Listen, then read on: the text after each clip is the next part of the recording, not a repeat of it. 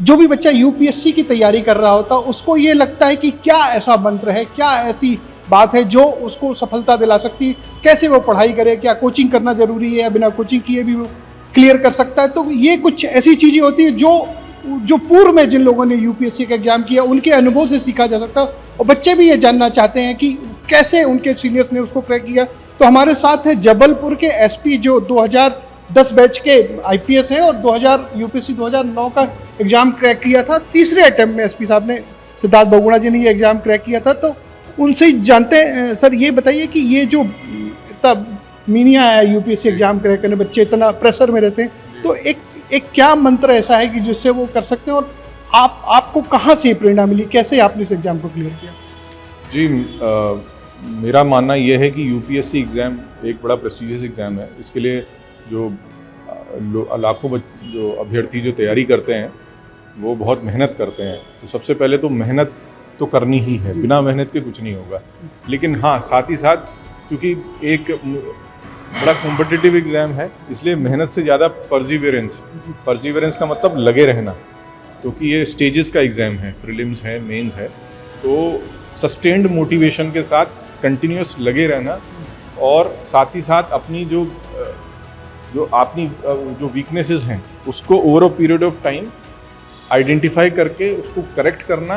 मेरे ख्याल से अगर इतना हो जाए, सस्टेन्ड मोटिवेशन, मेहनत, लगन, और अपनी जो खामियां हैं उसको सुधारते रहें, क्योंकि अगर खामियां पता नहीं चलेंगी तो वही रिपीट होती रहेंगी और फिर वही असफलता होती रहेगी। तो खामियों को, अपनी असफलता से अपनी खामियों को सीखना और फिर उसको करेक्ट करना। तो मेरे हिसाब से अगर कोई सस्टेन मोटिवेशन के साथ लगे रहे इस प्रिंसिपल पे, तो उसको निश्चय सफलता मिलेगी। ये एक बात होता है सर, जैसे आपने बताया कि आपका तीसरे अटेम्प्ट में आपने किया, तो बहुत सारे बच्चे डिमोटिवेट हो जाते हैं, पहले अटेम्प्ट में क्लियर नहीं हुआ, सेकंड अटेम्प्ट नहीं हुआ। तो क्या, जैसे आपने बोला सतत लगे रहना, निरंतरता होनी चाहिए, तो क्या ऐसी चीज़ है जो उसको पहले दूसरे असफलता के बाद भी सफलता के लिए प्रेरित करते रह सकती है? और आपको क्या ऐसी चीज़, आपकी जो थर्ड अटेम्प्ट में गए, आप भी पहले और सेकंड में हो सकता है निश्चित रूप से रिजल्ट आया होगा तो निराशा हाथ लगी होगी, लेकिन फिर से आप उठ खड़े हुए और तीसरे अटेम्प्ट में गए और क्लियर किया, उसको अंत में सफलता मिली। तो कैसे ये आप अंदर से प्रेरणा मिलती है? जी, इसमें कुल मिलाकर के ये था कि एक तो हार ना मानने वाली चीज़ थी कि हमको लगा कि, और दूसरा अपना एक क्लियर कट गोल था कि हमको अब इसी क्षेत्र में जाना है। तो उसको लेकर के हम मोटिवेटेड थे कि हम ज़रूर इस चीज़ को करेंगे। और मेहनत, तो जैसा मैंने पहले ही बताया कि मेहनत तो इसमें, बिना मेहनत के तो कुछ भी नहीं हो सकता। तो मेहनत के साथ साथ आपकी स्ट्रेटेजी जो होती है, स्ट्रेटेजी बहुत इंपॉर्टेंट होती है कि आप अपना स्ट्रेटेजी किस तरह से बना रहे हैं, आप अपना टाइम जो है किन सब्जेक्ट्स में कैसे डिवाइड कर रहे हैं, वो बहुत अति महत्वपूर्ण है।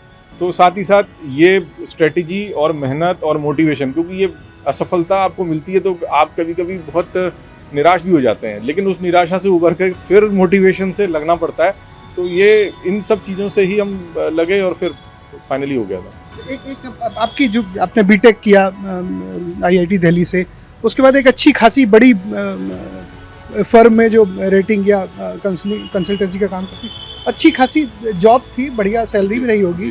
तो ऐसा क्या कमी लग रही थी कि आपने उसको वहाँ से क्विट करके आपने ये सिविल सर्विस चुनने के लिए आपने?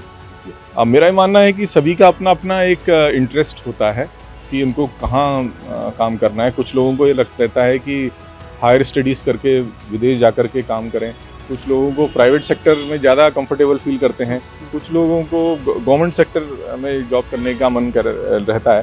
मेरे साथ ये हुआ कि मैं प्राइवेट सेक्टर में ज़रूर काम किया, लेकिन बियॉन्ड अ पॉइंट मेरे को ये लगा कि थोड़ा सा वो मोनोटोनस हो रहा था, क्योंकि वो एक बहुत ज़्यादा उसमें चेंज नहीं था और एक ही तरह का काम था। तो मुझे लगा कि थोड़ा सा एक ऐसा काम किया जाए जो थोड़ा सोसाइटी से जुड़ा हुआ भी हो।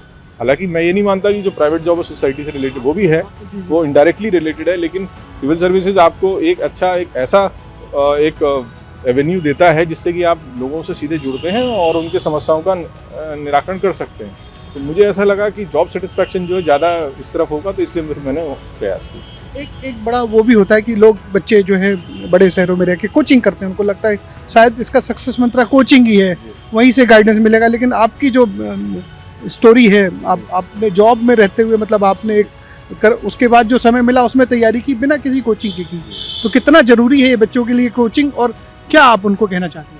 जी, मैंने कोई फुल फ्लेज कोचिंग नहीं की थी। हाँ, टेस्ट सीरीज़ मैंने ज़रूर ज्वाइन की थी, जिससे कि जो आप आंसर्स लिख रहे हैं उसको कोई इवैल्यूएट ज़रूर करे, तो उससे मुझे फ़ायदा मिला था। और साथ ही साथ फुल फ्लेज कोचिंग अच्छी बात है अगर कर रहे हैं। अगर जो अभ्यर्थी उनके पास ये सुविधा नहीं है तो उसका मतलब ये नहीं कि उनके लिए बहुत बड़ा डिसएडवांटेज है। इम्पॉर्टेंट चीज़ है कि कंपटीशन में कौन सी स्ट्रेटेजी काम करती है, आप अपना टाइम मैनेजमेंट कैसे अपने टाइम को डिवाइड करते हैं, टाइम कैसे मैनेज करते हैं, और आप अपने ऑप्शनल्स कैसे सेलेक्ट करते हैं। बहुत बार ये देखने में आता है कि लोग वैसे ऑप्शनल ज़्यादा सेलेक्ट करते हैं जो कोई उनके एक ग्रुप में होता है कि नहीं आजकल ये ऑप्शन अच्छा चल रहा है, ये ले लो, इसमें नंबर मिल जाएंगे। लेकिन मेरे हिसाब से जो ऑप्शनल जिसमें आपकी कोर स्ट्रेंथ है वही लेना चाहिए, क्योंकि उसमें आप ज़्यादा कंफर्टेबल रहते हैं, तो आपके चांसेस ऑफ सक्सेस उसमें ज़्यादा है। तो कुल मिला के it's all about strategy, it's all about time management, it's all about motivation, it's all about dealing with the ups and downs. ये अप्स एंड डाउन्स हर एक की लाइफ में आते हैं, तो इस तैयारी में भी आते हैं। तो जो उसको पार कर गया और अपनी जो खामियां हैं अपनी, उनको आप एक्सेप्ट करें और फिर उसको रिमूव करें एक्सेप्ट करके, तो तब मेरे हिसाब से फिर कोई भी इसको कर सकता है।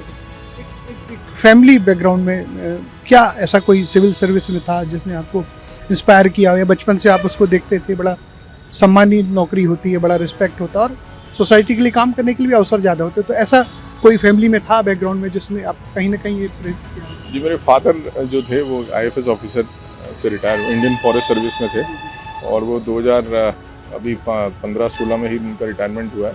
तो वो ज़रूर थे हमारे घर में, वो पहले से सिविल सर्वेंट थे, तो उनको भी मैंने काफ़ी ऑब्जर्व किया था।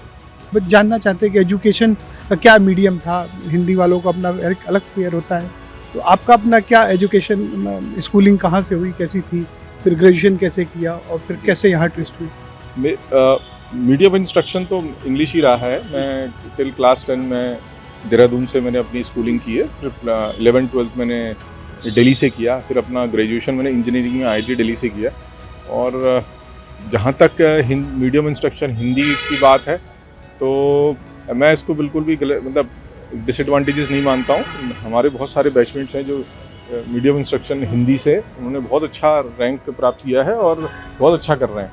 तो हर स्थिति में जो है, चाहे हिंदी हो चाहे इंग्लिश हो, कोई भी हो, हर तरह के कैंडिडेट सक्सेसफुल हो रहे हैं। जिसमें भी आपकी कमांड हो, मतलब लैंग्वेज कुछ भी हो सकता है कि आप जिसमें भी बेहतर तैयारी कर सकते हैं वो आप लेके उसको कर सकते हैं। बिल्कुल, मेरा मानना है कि आदमी को अपनी कोर स्ट्रेंथ को आइडेंटिफाई करना चाहिए कि भाई आप अगर इस सब्जेक्ट में अच्छे हैं तो उसको आप ऑप्शन रखें।